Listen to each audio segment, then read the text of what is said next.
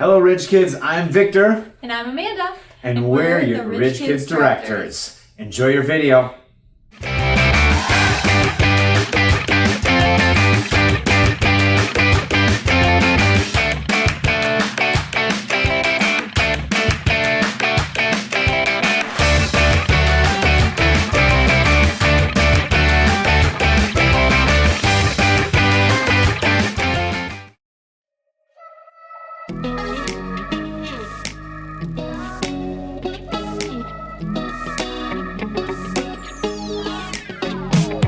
Whenever I'm in need and I'm looking for help, God, you're always there for me. Wherever you lead me, I can follow you. God, you're always there for me. Oh, God, you're always there for me. Help me believe you know what's best for me.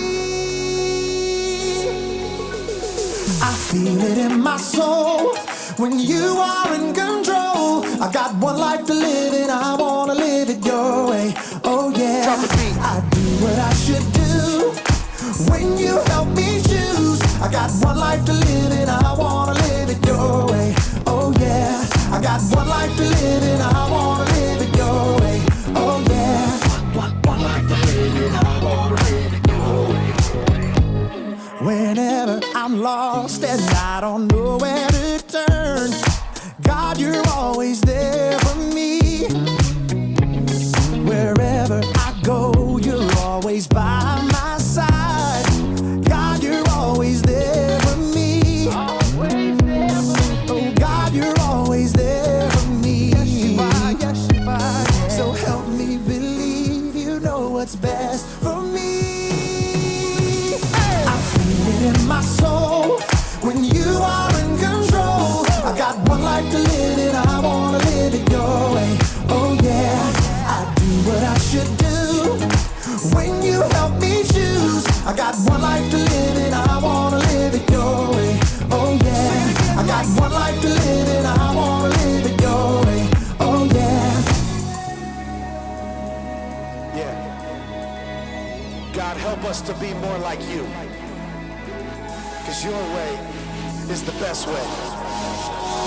I feel it in my soul when you are in control. I got one life to live and I wanna live it your way. Oh yeah, I do what I should do when you help me choose. I got one life to live and I wanna live it your way. Oh yeah, I feel it in my soul when you are in control. I got one life to live and I wanna live it your way. Oh yeah, I do what I should do when you help me choose. I got one life to live and I wanna live it your way. Oh yeah, I got one life to live and I wanna live it your way. Oh yeah. Welcome to Story Lab. This week we're taking a look at what can transpire when your words get away from you.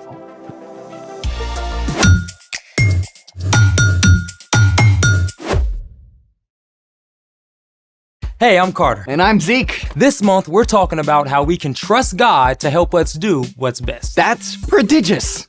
What? Prodigious. Wonderful or marvelous. That's enough, Mr. Dictionary. Choosing the right word is imperative.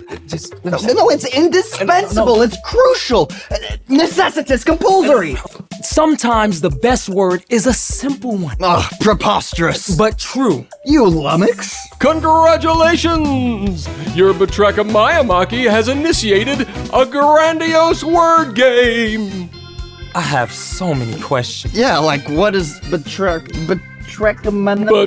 Miyamaki is a ridiculous or pointless quarrel. Oh. The rules of the grandiose word game are simple. Whoever correctly guesses the definition of the most big words triumphs or wins. Ready? I guess. I was born for this. You have 5 seconds to choose the correct word definition. Carter is first. Yes, I'm up. First word.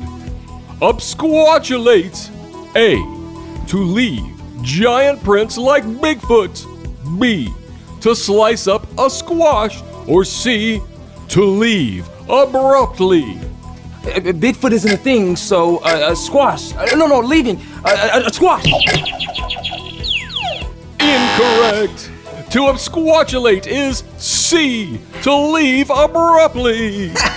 You didn't know either. Number 2. Zeke. Nudistortion. Is it A.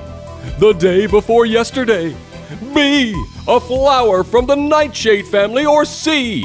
An implement for serving pasta? The flowers, days, A. Correct! Nudistortion is a term referring to the day before yesterday. Yes. Lucky guess. Number 3. Carter. Bumfuzzle. Is it A. To confuse or perplex?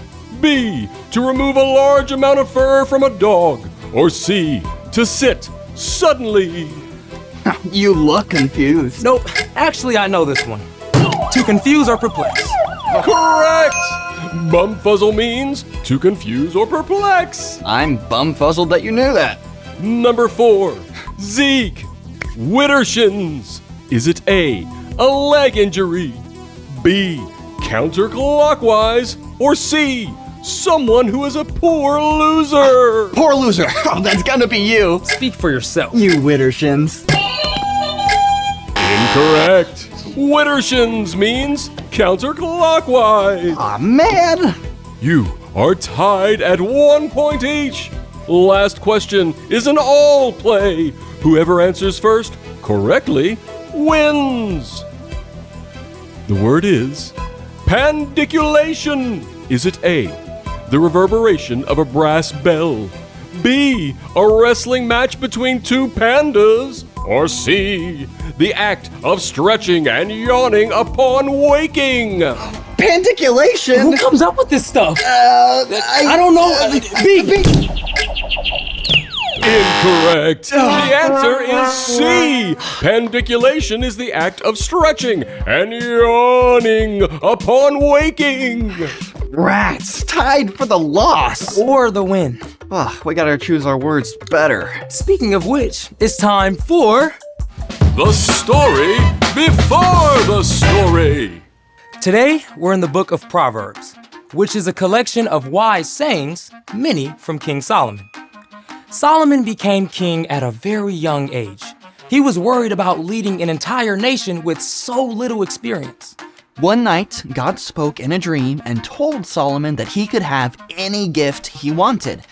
Now, Solomon could have asked for money or power, But instead, Solomon asked God for wisdom so he could be the best leader for his people. God listened and honored Solomon by making him the wisest man on earth. Many of the things Solomon learned and said were collected, along with other wisdom. The sayings, called Proverbs, are short sentences or stories that help people make wise decisions in their everyday lives. Which is where our story starts. Take it away. Hey everyone, I'm Brian.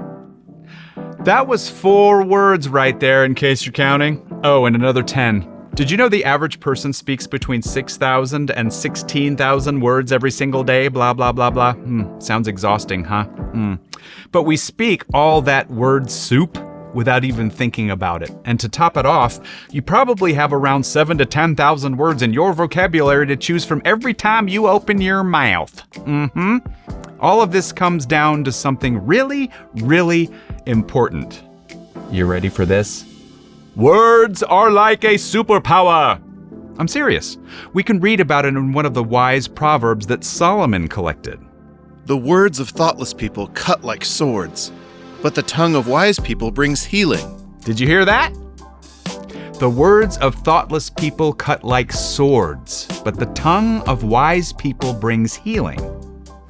Every single time you open your mouth, you have the power to do this. Or this. What you say is so powerful that it can cut somebody deeply or help them heal. Think about this. You've probably skinned your knee before.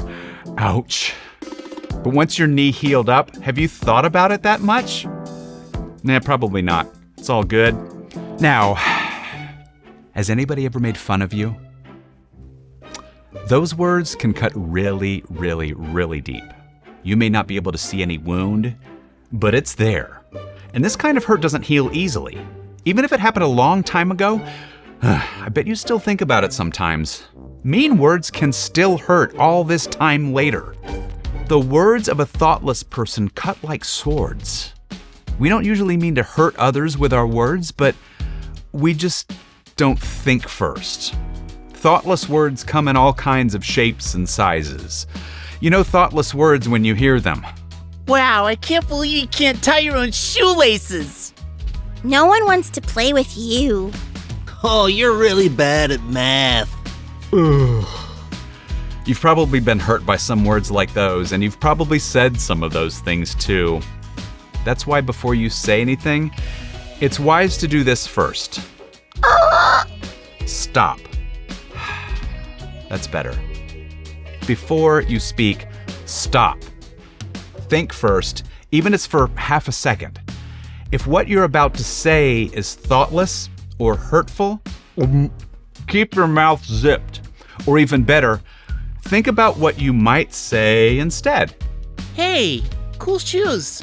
Need help with the laces? You seem a little sad. Want to hang out with us? I know you can get this. Let me quiz you. Here's something else to practice. If you think something positive about someone, take a few seconds to actually say it. I love your smile. That story you wrote is super creative.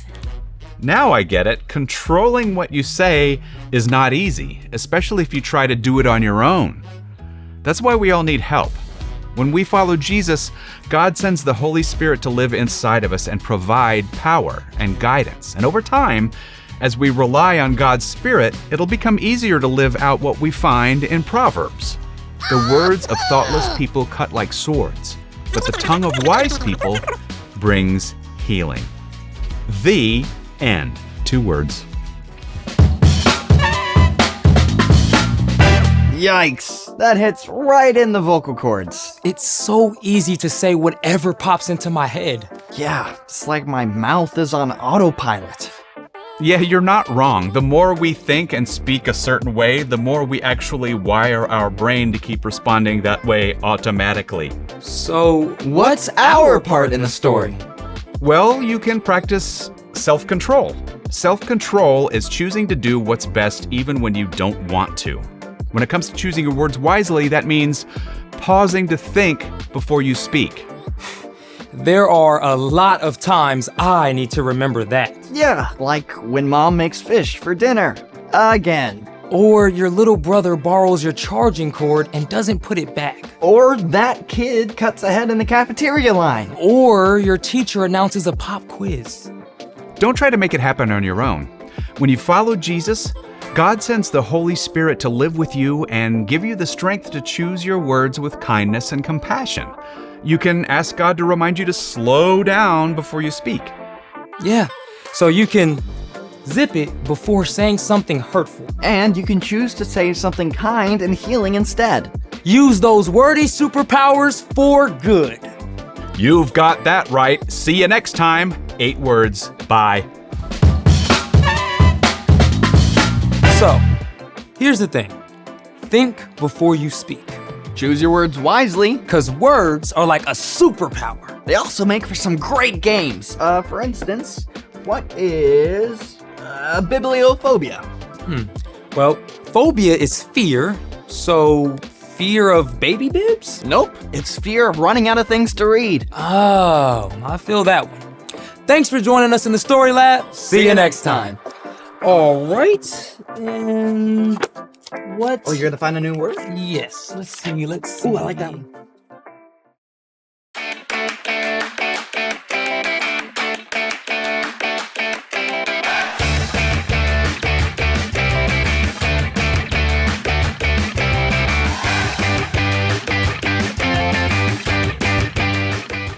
Hey Rich Kids, we hope you enjoyed the video this week. And if you did, hit that like button and subscribe.